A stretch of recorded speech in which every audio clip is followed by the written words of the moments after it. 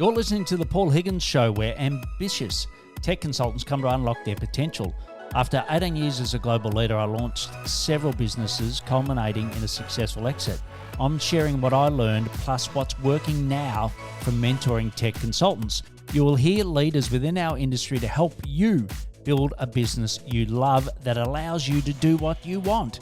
If you are looking for immediate cash flow wins to fuel your growth, go to our free ebook at paulhigginsmentoring.com/roadmap. Imagine you run a services business and you see the opportunity to launch a product, in particular leveraging AI, but you don't know where to start. Hello, this is Paul Higgins and welcome to episode 562 of the show. In this podcast, I talked to Sandeep Banga from Acutedge about running a niche Salesforce services business whilst launching a product. And there's really three key takeouts that you're going to dig into today. One is how to pick a tight niche. Two is how do you pick the right customer problem to solve? And the third is what do you do? What infrastructure you need to invest and launch your own product? Sandeep is the founder and CEO of Acutedge. He's a Salesforce partner specializing in implementations for non-profit and healthcare organizations. And since 2007, Sandeep's done over 500 Salesforce projects, focusing on empowering organizations to better serve their communities. His passion for solving complex challenges and technology recently led Acutedge to launch Scribble, an AI assistant for home health clinicians that automates tedious paperwork, and as he says in the podcast, helps with staff retention. Beyond the office, he's an avid motorcyclist, embracing adventure and new experiences both in personal and his business. If you'd like to see Sandeep and myself on video, just go to Paul Higgins Mentoring YouTube channel. Now what I'll do is hand you over to Sandeep from acutedge.com and go scribble.ai. Fantastic to have you here, Sandeep. Thank you so much, Paul. I appreciate it. We're going to dive into services and product and that whole journey in a moment. But why don't we kick off with right now, who's your ideal client and what problems you love to solve for them? It's mid-sized healthcare and human services organizations that work with socially undeserved populations, and some of them are doing both. And then we talked about that, and we're so excited about Scribble. And that's our new AI-powered app for home health nurses and clinicians. It's like an assistant to them, helps them automatically document their patient visit, including filling out their EMRs with discrete data. Fantastic. And, the common problems, what are the problems that So the problems, it's so interesting, right? They're kind of common across the verticals that we serve. There's inefficient manual processes. I'm sure you've heard about that before. Yeah. A lot of duplicate data entry, paperwork, and manual processes that suck up valuable time, patient time, customer-facing time. A lot of them have different systems, multiple systems, and data silos. And then in nonprofits especially, there are challenges with like the reporting, because data is not accessible or otherwise just spread out across systems. Right. And the reason you chose that sector, like what got you to be niche or niche? Because I love the strategy. I think it's the right one, but what led you to that particular one? As most entrepreneurs do, I started, serving everything to everybody, and then I had to make a decision. Interestingly, so I come from the for-profit backgrounds. Nonprofits were new to me. Like when I had my first customer, that was very interesting. It was something new, interesting. Like the social aspect of it was really great. So that just kind of stuck with me, and just kind of went along. And at some point, you have to pick a niche, right? Like, or you're just, especially when you're small. So that's what I just decided to do. And, we've been working with them for a long time now. Yeah, great. And your team's size at the moment, how many people you got working with you? About 15. 15. Fantastic. And the best way to source these nonprofit health clients, what's working for you at the moment? I don't know the best way, but the way that we're trying. So a lot of them come to us from customer referrals through the work that we do, some through our channel partnerships with Salesforce, especially, and some inbound, very few outbound actually. And that's, I'm sure that part you find interesting because of the work that you do. Yeah, yeah. Look, it's something that I think I always say that it should be a part of the mix. Certainly, and you can tell me in a moment, but I've found that a lot of partners are, the leads coming from Salesforce have declined. So therefore, they're saying, I wish I'd have had my outreach strategy better set up than what I do currently. For you, like, have you seen any change from the leads you're getting from Salesforce? Actually, I see it a little bit differently. We do get, we have partnerships in Salesforce and we do get some leads from that. But mostly I think about what problem I feel like I want to solve for people that I can successfully, right? And how can we as partners like Salesforce and us both benefit from it? So how can I benefit them? Yes. And not necessarily thinking about, how can they benefit me? So if I think in that collaborative way, like I'm thinking about, yeah, what solutions, what products, what can we build that, gives them an edge and gives me an edge. Yes. Yeah, it's a good way of looking at it. And we'll have the links to Sandeep's LinkedIn profile, but certainly go check it out because it is, I think, one of the best ones I've seen. I sort of came across it, like I look at them every day. I can't remember how many profiles I've seen across tech consultants across all the different SaaS players, and yours really stands out. It's very well written to a specific niche, but you've got some good case studies, you've got some good facts in there. So I recommend looking. Is this something that you've evolved over time? Is it something you got help with to improve your profile? Yes, to all of that. It's, well, for a while, I think like with most people, like I was, when, smartphones first came, right? I was like, I don't want to be sucked into the phone all the time and all of that. But eventually it's like, okay, we just have to because that's where business is going, right? Same with LinkedIn too, okay, it's not really, fond of social media per se, like staying on there forever and ever. But it's important, like for businesses to be able to showcase what they're doing, right, and attract customers. And I think LinkedIn, if you're a business and you're looking to do that, then you have to be on LinkedIn. And maybe in the last couple of years or so, like I've been taking it more seriously and crafted the profile or changed it a couple of times to see what works, what doesn't. Yeah, well, look, like I said, it's to me, it's fantastic, and I think it ripe for you to then do the next part, which is outreach. And are you putting any content on LinkedIn as well? Not as much as I'd like to. I have it on my calendar, but it automatically it doesn't translate automatically. It's important, I know, when I do get a chance, but I hope I was more regular. Yeah, well, just a quick one on that, and you and I can talk more after the interview. But for you listening, we use Monica.ai. So Monica it has ChatGDP and it has Claude 3.5 in them. We're using Claude 3.5. But what we've done is I've come up with a content writer. So I've got a Mhm. content writer it's a custom prompt that I've continually improved, and now I use that to help me with my content. So I used to write, I've got a newsletter, I've got 3 posts a week, and I've got some other content that probably take me an hour and a half a week. I used to do it That's on a Monday. crazy. Now it's That's down to awesome. 30 minutes thanks to using this custom AI. So if you see more of that, just reach out to me and I can Okay. show you what it is. But back to you. So, you've been in the Salesforce arena for 17 years. You picked this niche, which is, I think, really smart, and then decided to now launch Scribble. Take us to, how many times in the past have you thought about launching a product, and why was this time the right time to finally do it? Definitely dabbled in products before.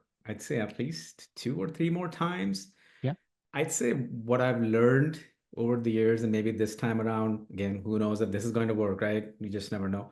But each time, hopefully, you're getting better. And what I've done in the past is I've really done a lot of product development, spend a lot of money building product. And then trying to see customers for it, right? Oh, it's not ready. It's not ready yet. It's not ready yet. This time I am building with the customers, right? So I'm like consciously, because I think to tech people, I can speak for myself, developing comes easier, right? It just is more comfortable to be in your cocoon Yes. because you don't have to reach out to anybody. That's the hard part. So this time, that's what I'm doing is like, when I want to go back in my cocoon, I was like, okay, no, it's time to reach out and see if they really want it, right? And what they really want. I don't know. That's what I'm doing. Yeah, and so the ones that you've had before, what's been the success of the ones that you launched before this one? There, yeah, there was a housing product that we launched with actually a focus group and some investors, like some customers invested in it. Like not huge amount of investment, but still was grateful that we had partners in it, and come to realize that it was just too expensive for the market, right? Mm. The pain was there because they were telling me, but what it wasn't worth paying. Like the pain wasn't worth paying for them, right? Like from their side. So then we killed it. We launched another one, and that's also for the nonprofit sector. And it's like, okay, I think we should do it, but for some reason timing wasn't right? So it's so that is it's still one of those things that I had to kill again. And hopefully this time around with less money into it, right? Because that it's expensive to launch products. And with services companies too, like we think like if you have people on the bench, then and if they have time, maybe they can build a product. But it's not, a 2 month task and then you forget about it. Once you do something, you just have to carry that through. And that's what takes effort and time and patience and all of that. Yeah, great point. And that was a question I was going to ask. Do you have a dedicated team within your team, or are they using, spare capacity? What are you doing for this one? Dedicated team I'm doing this with, and that's all they're working on, and not any of the other stuff that I do. Yeah, and rough, you don't have to give us specifics, but what's an investment per month to have a dedicated team for a product? What if I'm sitting there thinking, I've got a great idea, the customer will fund it. What am I sort of looking, is it, one person, two people, three people, even if you give us a number of people? Yeah, maybe like 4 people right now. But it's not like they're working 40 hours a week type thing. It's not that type of investment. Again, I'm being conscious about not just like putting money because it's there, Yes.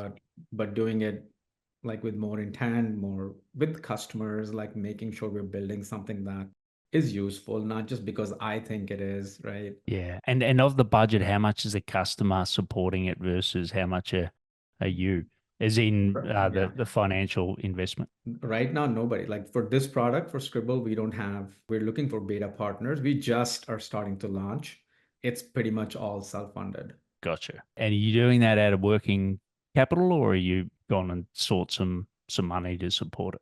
It's working capital. It's our savings in the bank account, like over the years. It's hard-earned money. The fact that this is your third time, do you, have a business plan for the product? What are you using to sort of take all Yeah. those ideas and put it in a way that, Yeah. you can share it with the team? I'd say a business plan. I think more of a lean canvas than a business plan. Business plans haven't worked for me. They're probably for different people, but I'm not. I know myself. I don't follow through on write something and extensive and then because it changes so fast. I'd Yes. rather spend iterating on the product and working with the customer than like spend 2-3 weeks on a business plan because I won't even go back to it and read it and it changes so fast. Yeah. And with the AI, obviously the GoScribble.ai, if you want to go and see it, we'll have that in the show notes. Tell us a little bit about, which AI you're using, how's that coming together? There's several things in there. We're working with OpenAI on that as the AI platform, and then we have Salesforce's backend right now, and then we built our own in-person or because it's for home health, it's when the nurses are visiting the patients. Yeah. And something like that didn't quite exist in the Salesforce ecosystem. There's a lot of call center type apps, but nothing that have worked for us. So we built our own transcription recorder or AI audio recorder, if you will. Great. And as far as you go to market, so as you said, you're looking for beta at the moment, but well, I'll ask you now, what do you think your go to market strategy will be? Go to market strategy is a big word. Like what I'm trying to do is day by day, just reaching out to people that I know. I have a network of people that I've worked with in the past, or colleagues or friends in the healthcare space. My wife is a physician. She works at the VA here. So we have some, prior to starting Acutedge, I was at a health IT company. So I have some background, some network, some people. So it's reaching out to those, them introducing me to somebody else, having those initial conversations. A lot of clinicians I've talked to and have built with, like this app, we've built with clinicians' feedback. So, getting just listening to what they're saying. Yeah, great. And is it sounds like it'll be something that is more B2B sale than it's going to be a B2C consumer, like I'm assuming that your target market's not going to go on the app exchange and look for a product like this. Possibly it'll go on App Exchange, but I'm holding off on, like, because there's expense, there's time that it takes. Like, is this the right time to do it? Are my customers really looking for it? Right? Because that, again, prior Sandeep, like 5 years, Sandeep would be working on the App Exchange listing right now. But I'm like holding back to as long as I can, and then getting feedback, like, do they want it that way or not? Most likely it would be, but I don't know. And how much of your time on a weekly basis is spent on, Ah, Scribble versus spent on your services business? I'd say it changes day to day, and I have a pretty good team, and I'm, hiring more people right now. Any good solution architects, Salesforce solution architects listening to this, reach out. It really changes. Like, I'd say this week maybe 20%. Last week it was 30. The prior week it was 50. So it really changes. Yeah. Yeah. And that time that you're dedicating, where's it coming from? Like, what were you doing that Well, you're not doing when you're doing 50%? like today, I'm not making dinner for my family, and they're not happy about that. But I'm pretty good at like keeping my morning routine, because that's what that anchors me, and Yeah. keeps me sane to some extent. But yeah, you have to steal it from somewhere. So it's, most likely the family is what you sacrifice in these type of things. And Yeah. then for me, I can say that. Yeah. Yeah. And are you the key person doing sales for the service business? I am, but I have some really good advisors and people that are helping me with it, that Yeah. are Okay. have industry connections. And Because I think that's the thing that I've talking to other people that have done it have said that's the hard thing. How do you keep the demand going for your current business, which is funding the product business, and you spend time on the product business, and then you don't focus on sales. All of a sudden, the money dries up. So that's why I was interested to see how you're managing important component. I do have a outreach team that I just hired like maybe a week ago, specifically to help with this. Yeah, great. And as far as that 15 team members, where are they sort of based? And they're all in US except maybe one. Most of my team is here. Yeah, and why? Because I know that you've got Indian heritage. A lot of Salesforce partners have Indian developers that help them. Why have you decided to have it all onshore? I don't know. Like, at first, I wasn't like, I think a lot of the things that we do with, especially with nonprofits, there's more of a personal feel to it. Mm, And culturally, just understanding of nonprofits and how they work, I think very different from like region to region. I'm not like not minimizing it, but sales or tech company runs about the same, like whether this country or that country or whatever. Nonprofits have their own compliance, their own, what kind of services they provide, how they get funded. That's very different probably. And I just feel like my customers want to talk with somebody that they can relate to more. So I still use people in India. It's not like I don't, but the core team lives here. yeah, and the sales cycles for a nonprofit, are they the same as for profit, or have what's been your experience? I No, I think I'd say they're more money conscious, right? Like this, Mm. because especially because a lot of time they're getting funding from the government for us for, and they're not funded for like go ahead and go buy technology, right? With these funds, they just have to deliver service. And that's something that we keep talking about too in our, with customers or other people. It's like there's no budget specific, like budget like in for-profit companies, typically for technology. It is more challenging for them to buy services that we do, but it's still very important for them to have it. Yeah. And I think, what you've done, which is really smart, is launching something that, is a product that makes it easy to purchase and has a direct benefit on their labor. I'm assuming that's would when you are talking to the client about this, is it about saving people, as in reducing the number of people, or is it actually being able to service more people with the same amount of people? What's your sort of discussions with the customer around the true benefit of Scribble.ai? Great question, Paul. I think so in US, and I think in most of the world right now, massive demand of nurses. And nurses are who serve home health. Yeah. And that shortage is not going to ease up for another 5, 7, 10 years because we're not producing more nurses. Yeah. So then what happens is what you're left with is like, how can I retain the people I have, good people that I have?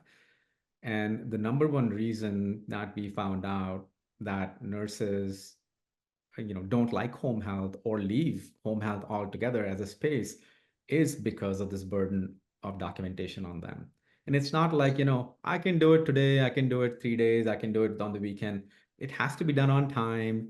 It's very taxing when you're at the dinner table with your kids, but you just can't focus on them. And here's this, list of patients that you have to keep putting in the EMR.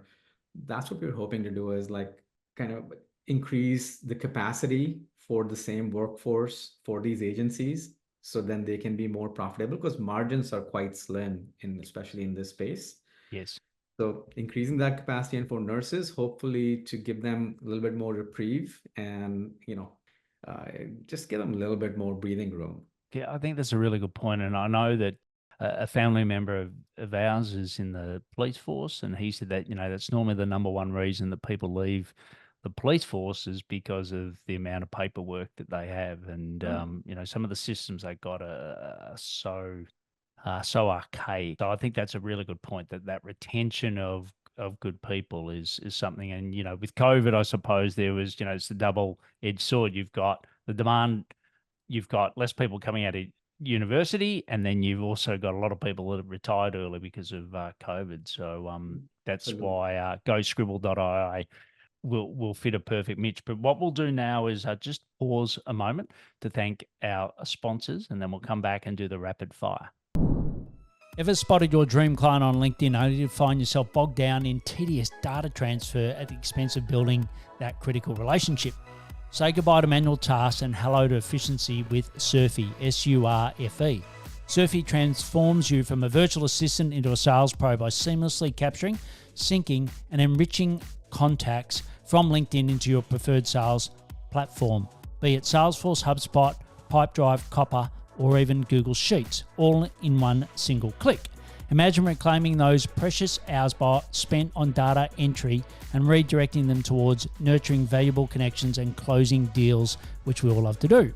With Surfy, it's not just a dream, it's your new reality.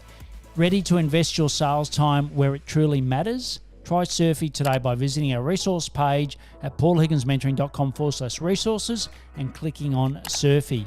Elevate your sales game with Surfy, because your success starts after the click. Sandeep, rapid fire. So I'm going to ask you 4 questions and get your rapid fire responses. You ready for that? Sure. All right. The first one is, and we've talked a little bit about this, but what are some of the more essential daily habits that you do to help drive both businesses? Well, I start with a bike ride or a walk or a run. That's the first thing that I do. Meditate for, about 10 minutes, taking 10 minutes to write down like what the day looks like for me and what I'd like to accomplish today. And at night I like to read before I go to bed. Fantastic. And then how do you learn more about growing your Salesforce business?